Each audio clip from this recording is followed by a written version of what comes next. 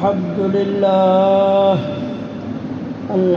لله وكفى وسلام على عباده الذين اصطفى أما بعد فقد قال الله تعالى في كلامه المجيد وفرقانه الحميد أعوذ بالله من الشيطان الرجيم بسم الله الرحمن الرحيم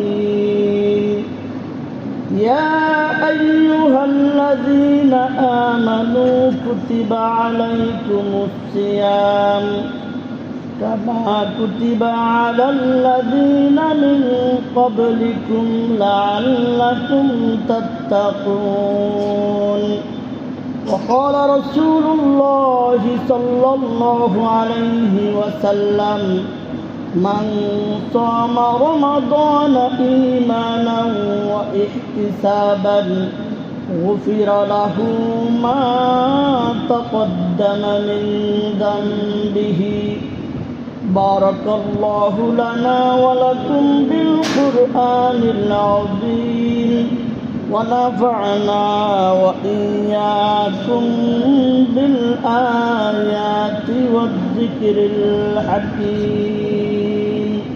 درسوا البرشوي.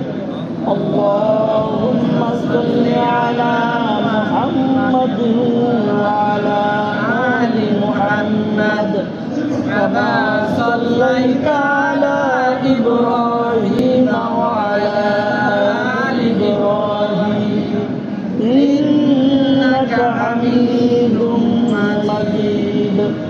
اللهم بارك على محمد وعلى آل محمد كما باركت على إبراهيم وعلى آل إبراهيم إنك حميد مجيد. محترم হাজিরিন, মহান আল্লাহ রব্বুল আলামিনের দরবারে অসংখ্য শুকরিয়া।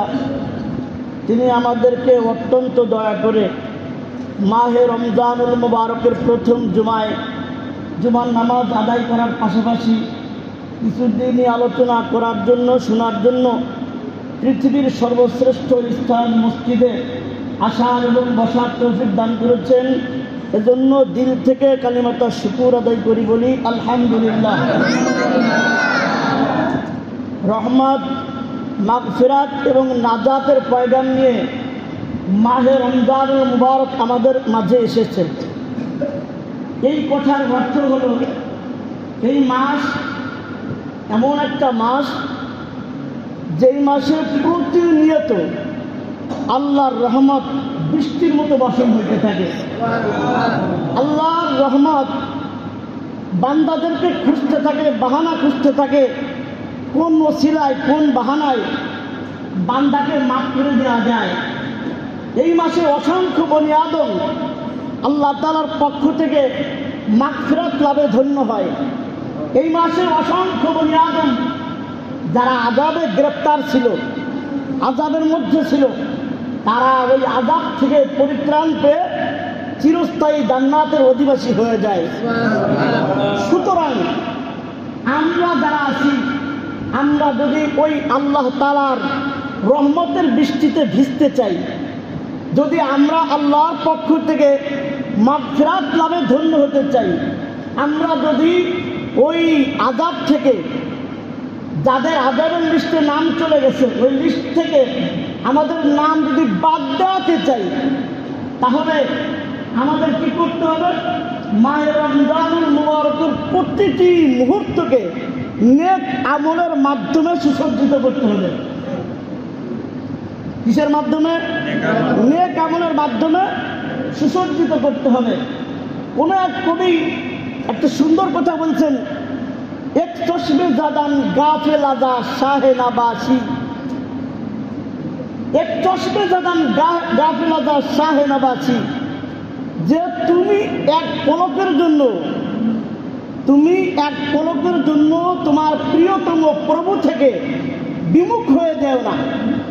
এক পলক পর্যন্ত, এই যে এক পলক মারলাম, এটা কিন্তু অনেক সময়, এই এক পলকের ভিতরে অনেক কাজ করা যায়।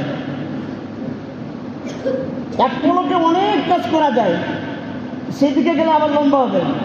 সুলাইমান আলাইহিস সালামের জামানায় রানী বিলকিসের যে সিংহাসন যে আনা হয়েছিল, তার জিনদের মধ্যে একজন বলছে যে হুজুর, আপনি খালি দাঁড়ার থেকে মানে বসার থেকে উঠবেন, এর মধ্যে সিংহাসন নিয়ে আসবো। আর মানব জাতির মধ্যে যার মধ্যে এলমে ওহীর জ্ঞান ছিল, সে বলছিল কি, হুজুর আপনি খালি পলক মারবেন, পলক মারার সাথে সাথে ওই বিশাল সিংহাসনকে আমি আপনার সামনে উপস্থিত করে দেব। তাহলে এক পলকের কিন্তু বিশাল মানে সময়। এর জন্য কবি বলতেছেন, এক পলকের জন্য তুমি তোমার প্রিয়তম প্রভু থেকে বিমুখ হয়ে যেও না। তার কারণ হলো, হইতে পারে যে আল্লাহ তাআলা তোমার দিকে রহমতের দৃষ্টি দিয়ে তাকায় আছেন, আর তুমি তার থেকে বিমুখ হয়ে আছেন। কথাটা কিন্তু হৃদয় দিয়ে বুঝবেন যে আল্লাহ তোমার দিকে রহমতের দৃষ্টি দিয়ে তাকায় আছে, আর তুমি অন্য দিকে তাকায় আছো। আমি আপনারা বলতেছি, ভাই মোবাইলটা নেন, একটা দামি জিনিস নেন, অথচ আপনি এদিক ভ্রুক্ষেপ না করে অন্য দিক তাকায় আছেন। এমনটা যাতে না হয়, এজন্য মাহে রমজানুল মুবারকের প্রতিটি মুহূর্তকে নেক আমলের মাধ্যমে সুসজ্জিত করতে হবে। এখন আসেন, মাহে রমজানুল মুবারকের নেক আমল অনেক আছে। কিছু কিছু নেক আমল আমাদের স্বভাবগতভাবেই আমরা করি। রোজা রাখতেছি, তারাবি পড়তেছি, ইফতার করতেছি, সাহারি খেতেছি, অন্য অন্য ইবাদত বন্দেগী করতেছি। সব ইবাদত বন্দেগী নিয়ে কথা বলতে গেলে তো লম্বা সময়ের প্রয়োজন। আমি একটা হাদিসের প্রতি আপনাদের দৃষ্টি আকর্ষণ করব। রাসূল আকরাম সাল্লাল্লাহু আলাইহি সাল্লাম বলছেন যে এই মাসে তোমরা 4টি কাজ বেশি বেশি করবা। কয়টা কাজ? 4টি কাজ, অতি সহজ 4টা কাজের কথা আল্লাহ রাসূল এই হাদিসের মধ্যে বলছেন। যে 4টা কাজের কথা বলা হলো, এর মধ্যে 2টা কাজ হলো এমন যে এর মাধ্যমে তোমরা তোমাদের প্রভুকে আল্লাহ তাআলাকে সন্তুষ্ট করতে পারবে। এই 2 কাজের মধ্যে প্রথম কাজটা হলো কালিমার সাক্ষ্য প্রদান করা। কালিমার সাক্ষ্য প্রদান করা, কালিমার জিকির বেশি বেশি করা। লা ইলাহা ইল্লাল্লাহ, লা ইলাহা ইল্লাল্লাহ। সহজ না কঠিন? কি বলেন? সহজ না কি? আমল করা যাবে তো ইনশাআল্লাহ। বেশি বেশি এই কালিমার জিকির করা, লা ইলাহা ইল্লাল্লাহ। এবার আসেন, এই কালিমা সম্পর্কে আমরা একটু জানি। এই কালিমা হলো এমন এক কালিমা, কোনো ব্যক্তি যদি 1000 বছর আল্লাহর নাফরমানিতে, মূর্তি পূজায়, শিরকিয়াতের অন্ধকারে যদি মানে নিমজ্জিত থাকে, আর একবার যদি ইখলাসের সাথে এই কালিমা পড়ে, আল্লাহ তার পিছনের জিন্দেগির সব গুনাহ মাফ করে দেয়। এক হাদিসের মধ্যে আসছে, একদিন হযরত আবু হুরায়রা রাদিয়াল্লাহু তাআলা আনহু, উনি আল্লাহ রাসূলকে জিজ্ঞেস করলেন যে ইয়া রাসূলুল্লাহ, কিয়ামতের দিন সবচাইতে বেশি আপনার শাফাআত লাভে, সুপারিশ লাভে ধন্য হবে কারা? আল্লাহ রাসূল সাল্লাল্লাহু আলাইহি ওয়াসাল্লাম বলছেন, যেই ব্যক্তি এই কালিমা ইখলাসের সাথে পাঠ করবে, ওই ব্যক্তি কিয়ামতের ময়দানে আমার শাফাআত লাভে ধন্য হবে। একটু আপনাদের কাছে জিজ্ঞেস করি, আল্লাহ রাসূলের সুপারিশ ছাড়া জান্নাতে যাওয়ার কোনো রাস্তা আছে? আছে নাকি? এই কালিমার জিকির আমরা বেশি বেশি করতে পারবো তো ইনশাআল্লাহ? আল্লাহ আমাদেরকে তৌফিক দান করুন, আমিন। আরেক হাদিসের মধ্যে আল্লাহ রাসূল সাল্লাল্লাহু আলাইহি ওয়াসাল্লাম বলছেন, জাদ্দিদু ঈমানাকুম, জাদ্দিদু ঈমানাকুম, তোমাদের ঈমানকে তোমরা নবায়ন করো। ঈমানকে কি করো? নবায়ন করো। ঈমান আনো কিন্তু তা বলে নাই, জাদ্দিদু মানে নতুনত্ব, নবায়ন করো। আপনারা অনেকে বিদেশের তা আসার পর দীর্ঘদিন বাড়ি থাকে, বিষয়টার মাঝে মাঝে একটু প্রসেসিং করা লাগে না, যাতে জিনিসটা সচল থাকে, বাদ না হয়ে যায়। তা আল্লাহ রাসূল সাল্লাল্লাহু আলাইহি ওয়াসাল্লাম বলছেন যে তোমরা তোমাদের ঈমানকে নবায়ন করো। তো সাহাবায়ে কেরাম জিজ্ঞেস করছে, ওয়া কাইফা নুজাদ্দিদু ঈমানানা ইয়া রাসূলুল্লাহ, আমরা আমাদের ইমানকে নবায়ন করবো তো করবো কিভাবে? আল্লাহ রাসূল বলে আকসিরু মিন কওলি লা ইলাহা ইল্লাল্লাহ, তোমরা লা ইলাহা ইল্লাল্লাহ এই কালিমার জিকির বেশি বেশি করো, এর মাধ্যমেই তোমাদের ইমানকে নবায়ন করা হয়ে যাবে। তাহলে কালিমার জিকির বেশি বেশি করার দরকার আছে না নাই? কি বলেন? আল্লাহ রাসূল সাল্লাল্লাহু আলাইহি সাল্লাম আরেক জায়গায় বলছেন, আরেক হাদিসের মধ্যে বলছেন, যদি কোনো ব্যক্তি এই কালিমা ইখলাসের সাথে পাঠ করে, এই কালিমা তাকে কোনো না কোনো একদিন উপকার পৌঁছাবেই, যদিও জাহান্নামের আগুনে কিছুদিন শাস্তি ভোগ করার পরে হয়। এই কথার অর্থ হলো, মনে করেন যে আমরা তো সবাই ইমানদার, মাঝে মাঝে আমাদের থেকে কিছু গুনাহ হয় না, হয় না? কি বলেন? এই গুনাহ নিয়ে তো আর জান্নাতে যাওয়া যাবে না। গুনাহ হলো ময়লা। আমরা সবাই ভালো জামা কাপড় পরে মসজিদে আসছি, এই ময়লা জামা কাপড় পরে মসজিদে আসে না।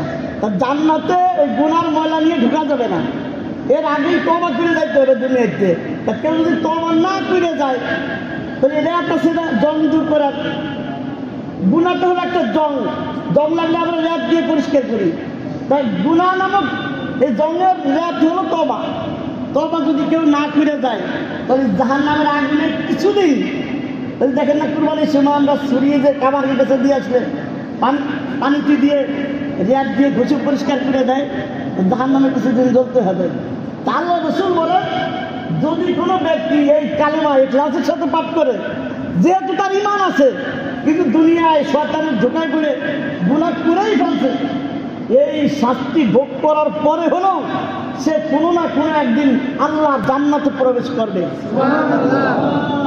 এখান থেকে আমরা বুঝলাম এই কালিমার জিকির বেশি বেশি করার দরকার আছে না নাই? কি বলে? হযরতে মূসা আলাইহিস সালাম, খেয়াল করে শুনুন, হযরতে মূসা আলাইহিস সালাম আল্লাহর কাছে একদিন জিজ্ঞেস করছে, আল্লাহ আমার এমন একটা আমল বলে দেন যে আমলের মাধ্যমে আমি আপনাকে স্মরণ করতে পারি। তা আল্লাহ তার পক্ষ থেকে জানায় দেয়, হলো মূসা তুমি এই কালিমা বেশি বেশি পাঠ করবা, লা ইলাহা ইল্লাল্লাহ। মূসা আলাইহিস সালাম বললেন যে আল্লাহ এই কালিমার খবর তো সবাই জানে, এই কালিমার খবর তো সবাই জানে, এমন কিছু করে দেন পার্সোনালি, এরকম কিছু বলে দেন। আল্লাহ তারা বললেন, মূসা এই কালিমা যদি এক পাল্লায় রাখা হয় আর সমস্ত আসমান জমিন এবং এর মধ্যবর্তী যা কিছু আছে সব যদি এক পাল্লায় রাখা হয়, তাহলে এই কালিমার পাল্লাই ভারী হয়ে যাবে। তাহলে এছাড়াও এই কালিমার ফজিলত যদি আমি বলতে থাকি, তাহলে পুরো সময় শুধু এইটাতেই যাবে। তা আমরা যারা বুঝলাম যে এই রমজান মাসে এই কালিমার জিকির বেশি বেশি করতে হবে। অনেকেই আমরা দেখা যায় যে খেলায় খেলায় কাজ নাই, গল্প গুজব, লুডু মুডু, টিভি টুবি যা আছে এইগুলো দেখে সময় কাটাই। এইগুলো কী করুন, কাম কাজ নাই, সময় কাটাই, সময় ওইভাবে কাটায় না, এটা দিয়ে কাটান। এর একটা খতম দেন, 70,000 একটা নিসাব হয়, একটা খতম নিয়ে নিজের জন্য রাখেন, বাপদাদা বেড়ে গেছে তাদের নামে দিয়ে দেন। অনেকেই আছে যে কোনো ব্যক্তি মারা যাওয়ার পর মহিলারা বাড়ির সবাই মিলে দিলে পড়ে, কি পড়লো না পড়লো আল্লাহ জানে, এই জন্য নিজেরটা নিজে পড়ে ছুঁয়ে দেন। 70,000 একটা নিসাব নেন, আমি 70,000 বার পূর্ণ করবো। যেই কাজই করতেছেন, মুখ দিয়ে তো কিছু করতেছেন না, যতক্ষণ করতেছেন, বাকি সবাই লা ইলাহা ইল্লাল্লাহ, লা ইলাহা ইল্লাল্লাহ, লা ইলাহা ইল্লাল্লাহ, লা ইলাহা ইল্লাল্লাহ। এই কালিমার জিকিরের ফজিলত আরও আছে। যারা বেশি বেশি এই কালিমার জিকির করবে, মৃত্যুর সময় অনায়াসে এমনিতেই অটোমেটিকভাবে তার জবান দিয়ে কালিমা উচ্চারণ হয়ে যাবে। আল্লাহ রাসূল বলছেন যে কোনো ব্যক্তির শেষ কথা যদি হয় কালিমা, ফাটা ফেলাল যায় না, সে জান্নাতে প্রবেশ করবে। তাহলে এই কালিমার জিকির আমরা এই রমজান মাসে বেশি বেশি করার চেষ্টা করবো তো ইনশাআল্লাহ। এরপরে আসেন, আল্লাহ রাসূল সাল্লাল্লাহু আলাইহি ওয়াসাল্লাম দ্বিতীয় যে আমলটার কথা বলছেন সেটা হলো বেশি বেশি ইস্তেগফার পড়া। বেশি বেশি কি পড়া? ইস্তেগফার পড়া। আস্তাগফিরুল্লাহ, আস্তাগফিরুল্লাহ, আস্তাগফিরুল্লাহ। সবাই বলেন আস্তাগফিরুল্লাহ, আস্তাগফিরুল্লাহ, আস্তাগফিরুল্লাহ, আস্তাগফিরুল্লাহ। কষ্ট হয়? কি বলেন কষ্ট হয়? একদম সহজ। আল্লাহ রাসূল সাল্লাল্লাহু আলাইহি ওয়াসাল্লাম বলছেন, যদি কোনো ব্যক্তি কিয়ামতের ময়দানে তার আমল নামা দেখে সন্তুষ্ট হতে চায়। সবাই সন্তুষ্ট হইতে চান? কিয়ামতের ময়দানে আমল নামা দেখে যদি কেউ অসন্তুষ্ট হয় তার কিন্তু খবর আছে। কোরআনের আয়াত এসে বলার সময় নাই। আল্লাহ রাসূল বলেন, কোন ব্যক্তি যদি কিয়ামতের দিন তার আমল নামা দেখে সন্তুষ্ট হতে চায় সেজন্য ইস্তেগফার বেশি বেশি পড়ে। সেজন্য কি বেশি বেশি পড়ে? ইস্তেগফার বেশি বেশি পড়ে। ইস্তেগফার এমন একটা জিনিস যে আসন্ন আযাবও আল্লাহ তাআলা এই ইস্তেগফারের বরকতে দূর করে দেয়। হযরত ইউনূস আলাইহিস সালামের কওম তারা আল্লাহর আযাবের নিদর্শন পর্যন্ত দেখে ফেলছে, এরপরে তারা ইস্তেগফার করছে, আল্লাহ যা করছি ভুল করছি মাফ করে দাও। আল্লাহ ওই আসন্ন আযাব ইস্তেগফারের বদৌলতে দূর করে দিচ্ছেন। আর একটা গুরুত্বপূর্ণ ফজিলতের কথা বলি, ইস্তেগফার এমন এক জিনিস, এমন এক হাতিয়ার, এর মাধ্যমে মুস্তাজাবুদ দাওয়াত হওয়া যায়। মুস্তাজাবুদ দাওয়াত কাকে বলে? মুস্তাজাবুদ দাওয়াত বলা হয় যে কোনো ব্যক্তি যদি মুস্তাজাবুদ দাওয়াত হয় তার বৈশিষ্ট্য হলো এমন, সে যেই দোয়া করে সাথে সাথে ওই দোয়া আল্লাহর কাছে কবুল হয়ে যায়। ইস্তেগফার পড়ার দ্বারা আল্লাহ তাআলা তাকে কি বানায় দেয়? মুস্তাজাবুদ দাওয়াত বানায় দেয়। সে যে দোয়া করে সাথে সাথে মহান আল্লাহর কাছে ওই দোয়া কবুল হয়ে যায়। সুন্দর একটা ঘটনা মনে পড়লো, বোঝার জন্য বলি। একজন প্রখ্যাত বুজুর্গ হযরত আহমদ বিন হাম্বল রাহমাতুল্লাহি আলাইহি, উনি ওনার সারা জীবন আল্লাহ রাসূলের হাদিস সংগ্রহের কাজে ব্যয় করে দিয়েছেন। সারা জীবন আল্লাহ রাসূলের হাদিস সংগ্রহ করে বেড়াইছেন। একদিন হাদিস সংগ্রহের কাজে উনি সফরে বের হয়েছেন। বের হওয়ার পর এক মসজিদে যাওয়ার পর মাগরিবের নামাজ এবং ইশার নামাজ আদায় করলেন। আদায় করার পর তখন সময়টা ছিল শীতকাল, তা ভাবলেন যে মসজিদের এক কোনায় বসে রাতটা পার করে দেই, শীতের রাত আর কোথায় যাব। কিন্তু মসজিদের রক্ষণাবেক্ষণ যারা করেন তারা এসে বললেন, হুজুর এখানে থাকার জায়গা নেই, এখানে থাকা যাবে না। তা উনি অনেক অনুনয় বিনয় করছে, থাকা যাবে না, উনার তো চেনা যাচ্ছে না। উনি যে এত বড় ইমাম, জগতের বিখ্যাত মুহাদ্দিস, তা উনি ওখান থেকে বের হয়ে গেছেন। বের হয়ে পাশে একটা বাজারে গেছেন, মনে করেন কলমা বাজার বা ফতুসা বাজার গেছেন। তা যাওয়ার পরে দেখতেছে একটা রুটির দোকান খোলা। কিসের দোকান? রুটির দোকান খোলা। এক যুবক রুটি বানাইতেছে, বলছে যে আমি কি তোমার ওই রুটির চুলার পাশে বসে বসে মানে আগুন পোহাতে পোহাতে কি আটটা কাটাই দিতে পারবো? যুবক বলতেছে যে কোনো সমস্যা নাই, আপনি এইখানে বসে বসে রাত কাটাই দিতে পারেন, কোনো সমস্যা নাই। আহমদ বিন হাম্বল রাহমাতুল্লাহি আলাইহি ওইখানে বসে বসে উনি ওই হাদিস চর্চা করতেছেন। তা হাদিস চর্চা ফাঁকে ফাঁকে দেখতেছেন ওই যে যুবক রুটি বানাইতেছে সে যা করতেছে, রুটির খামির বানাইতেছে, আস্তাগফিরুল্লাহ, রুটি এরকম সেকতেছে, আস্তাগফিরুল্লাহ, কাস্টমারে দিতেছে, আস্তাগফিরুল্লাহ, টাকা নিতেছে, আস্তাগফিরুল্লাহ, শুধু ইস্তেগফারের আমলের উপরে আছে। আহমদ বিন হাম্বল রাহমাতুল্লাহ জিজ্ঞেস করছেন যে আশ্চর্য কারবার, আমি তোমাকে অনেকক্ষণ যাবত দেখতেছি, তুমি যেই কাজই করো, যেই কাজই করতেছো এর ফাঁকে ফাঁকে ইস্তেগফার করতেছো, কারণটা কি? তো যুবক বলতেছে, হুজুর এই আমার সারা জীবনের একটা আমল, আমার সারা জীবনের একটা আমল, এর বদৌলতে আল্লাহ আমাকে এমন জিনিস দান করছেন, আমি যেই দোয়াই আল্লাহর কাছে করি সাথে সাথে আমার দোয়া আল্লাহর কাছে কবুল হয়ে যায়। আহমদ বিন হাম্বল রাহমাতুল্লাহ উনি তো জগতের বিখ্যাত মুহাদ্দিস তখনকার জামানার। উনি বলতেছে একটা রুটির দোকানদার আর সে হলো মুস্তাজাবুদ দাওয়াত। আশ্চর্য বিষয়। তো ওই রুটি বিক্রেতা বলতেছে যে হুজুর আমি সারা জীবন আল্লাহর কাছে যত দোয়া করছি আমার সব দোয়া তো কবুল হইল, কিন্তু একটা দোয়া আমার এখনো কবুল হয় নাই। একটা দোয়া কি হয় নাই? কবুল হয় নাই। তা ওই আহমদ বিন হাম্বল রাহমাতুল্লাহ আলাইহি বলছেন যে তোমাদের একটা দোয়া কবুল হয় নাই, সেই দোয়া কোনটা? তা ওই রুটি বিক্রেতা বলতেছে যে হুজুর আমার ছোটবেলার থেকে আমার একটা আকাঙ্ক্ষা, আমি শুনছি এই জামানার সবচেয়ে বড় মুহাদ্দিস হলো আহমদ বিন হাম্বল রাহমাতুল্লাহ আলাইহি। আমার মনে খুব ইচ্ছা তার সাথে একটু মুসাফা করব, তার কপালে একটা চুমু খাবো, এটা আমার ইচ্ছা। এই দোয়া আমি সারা জীবন করতেছি, আমার সব দোয়া কবুল হইল, কিন্তু এই দোয়াটা এখনো কবুল হয় নাই। কথা বলতেছে কার সাথে? আহমদ বিন হাম্বলের সাথে কিন্তু কথা হইতেছে। বলছে হুজুর এই দোয়া ছাড়া আর সব দোয়া আমার কবুল হয়েছে। আহমদ বিন হাম্বল রহমাতুল্লাহি আলাইহি তখনকার জামানার সবচেয়ে বড় মুহাদ্দিস, ওনার চোখ দিয়ে পানি এসে গেছে। আহমদ বিন হাম্বল রহমাতুল্লাহি আলাইহি বলছে, যুবক, আহমদ বিন হাম্বলের সাথে সাক্ষাৎ করার জন্য অন্য কোথাও যাইতে হবে না, তোর সাথে সাক্ষাৎ করানোর জন্য আমি আহমদ বিন হাম্বলকে তোর এই পর্যন্ত আল্লাহ তাআলা আমার পৌঁছে দিয়েছেন। কিসের বদৌলতে? ইস্তেগফারের বদৌলতে। কিসের বদৌলতে? ইস্তেগফারের বদৌলতে। ইস্তেগফার যারা বেশি বেশি করবে আল্লাহ তাআলা তাদেরকে মুস্তাজাবুদ দাওয়াত বানায় দিবেন। যে দোয়া করবে সাথে সাথে আল্লাহর দরবারে সেই দোয়া কবুল হয়ে যাবে। ইস্তেগফার আছে অনেক। আমি দুইটা ইস্তেগফারের পরামর্শ দিই আপনাদেরকে। একটা ইস্তেগফারের নাম আছে সাইয়্যিদুল ইস্তেগফার। নাম কি? সাইয়্যিদুল ইস্তেগফার মানে হলো সমস্ত ইস্তেগফারের সর্দার, নেতা। সেই ইস্তেগফারটা হলো এরকম, আল্লাহুম্মা আনতা রাব্বি লা ইলাহা ইল্লা আনতা খলাকতানি ওয়া আনা আবদুকা ওয়া আনা আলা আহদিকা ওয়া ওয়া'দিকা মাসতাতা'তু আউযু বিকা মিন শাররি মা সানা'তু আবু'ু লাকা বিনি'মাতিকা আলাইয়া ওয়া আবু'ু বিযানবি ফাগফিরলি ফাইন্নাহু লা ইয়াগফিরুয যুনুবা ইল্লা আনতা। এটার নাম হলো সাইয়্যিদুল ইস্তেগফার। আল্লাহ রাসূল সাল্লাল্লাহু আলাইহি ওয়াসাল্লাম বলছেন, যদি কোনো ব্যক্তি এই ইস্তেগফার সকালবেলা পড়ে, কোন সময় পড়ে? সকালবেলা পড়ে, আর সন্ধ্যা আসার আগেই তার ইন্তেকাল হয়ে গেছে, ওই ব্যক্তি জান্নাতে প্রবেশ করবে। আর যদি সন্ধ্যায় পড়ে আর আবার সকাল আসার আগ পর্যন্ত তার যদি মৃত্যু হয়ে যায়, সে জান্নাতে প্রবেশ করবে। এখন মনে মনে ভাবতেছেন, হুজুর এত বড় ইস্তেগফার আমরা মুখস্থ করবো কেন?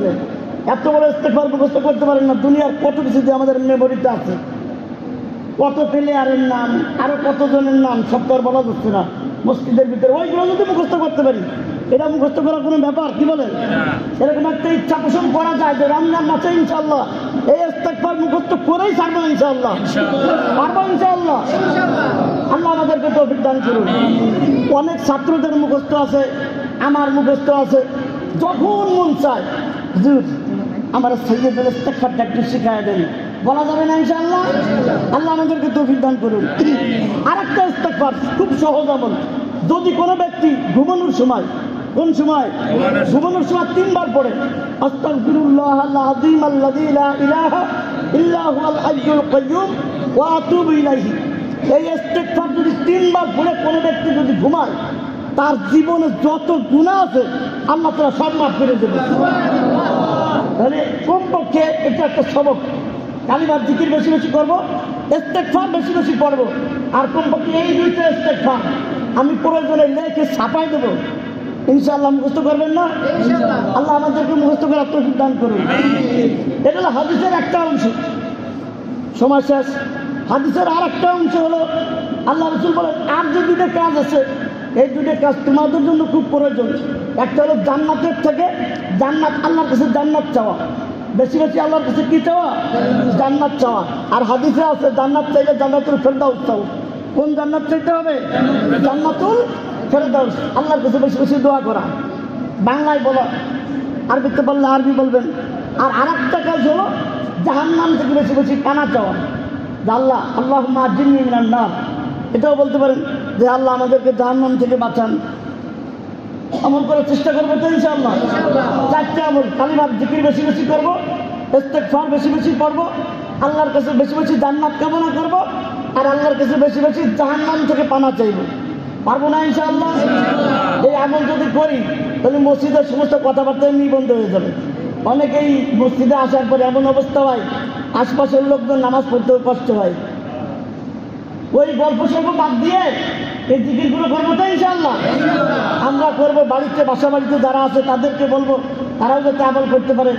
আল্লাহ পাক রব্বুল আলামিন যে আমলগুলোর কথা বললাম, আল্লাহ তাআলা আমাকে, আপনাকে, সকলকে আমল করার তৌফিক দান করুন। সকলে বলে আমিন। ওয়া আখিরু দাওয়ানা আলহামদুলিল্লাহি রাব্বিল আলামিন। আসসালামু আলাইকুম। ওয়া আলাইকুম আসসালাম। আমার কথা বলে